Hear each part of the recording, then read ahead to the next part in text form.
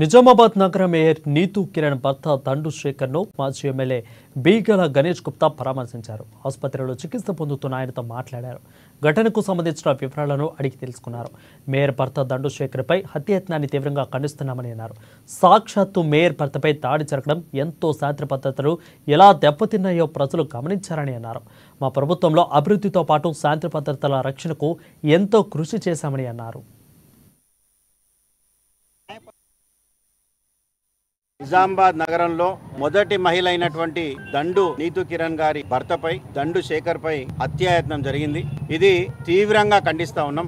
చాలా మంది ప్రజలు ఏమనుకుంటారంటే 10 సంవత్సరాల పాలనలో తెలంగాణ చాలా అభివృద్ధి జరిగిందని మాత్రమే కళ్ళగనబడే అభివృద్ధి గురించి మాట్లాడు. కానీ ఒక విషయం గమనించాలి, తెలంగాణ రాష్ట్రంలో అయినా నిజామాబాద్ పట్టణంలో అయినా అభివృద్ధితో పాటు శాంతి భద్రత విషయంలో ఎన్ని జాగ్రత్తలు మీరు గమనించాల్సినటువంటి అవసరం. మరి మొదటి మహిళ అయినటువంటి మేయర్ గారి కుటుంబానికి రక్షణ లేకపోతే మరి పట్టణంలో కానీ రాష్ట్రంలో కానీ ఎవరికైనా రక్షణ ఉందా అని చెప్పేసి మేము ఈ ప్రభుత్వాన్ని ప్రశ్నిస్తా ఉన్నాం. రక్షణ లేకుండా ఆయన ఒక్కడే ఆయన డివిజన్లో అభివృద్ధి కార్యక్రమ పర్యవేక్షణ కోసం పోతే మరి అక్కడ ఒక వ్యక్తి వచ్చి దారుణంగా పగలే ఆయనపై దాడి చేయడం, మరి వ్యవస్థలో మరి ఇలాంటి తగునా, మరి ప్రభుత్వానికి ఓట్లేసి గెలిపించింది ప్రజలు ఈ దాడుల కోసమేనా అని చెప్పేసి మేము ప్రశ్నిస్తా ఉన్నాం. అంటే మేయర్ గారి కుటుంబంపై దాడి చేస్తే ప్రజలందరూ భయభ్రాంతులు అవుతారు, ఎవరైనా మా కోసం మమ్మల్ని చూస్తే భయపడతారు అనేటటువంటి విషయంతో చేసేటటువంటి నీచమైనటువంటి పని. మరి 10 సంవత్సరాల కాలంలో ప్రజలు మాకు పట్టం కడితే నిజామాబాద్ నగరాన్ని అభివృద్ధితో పాటు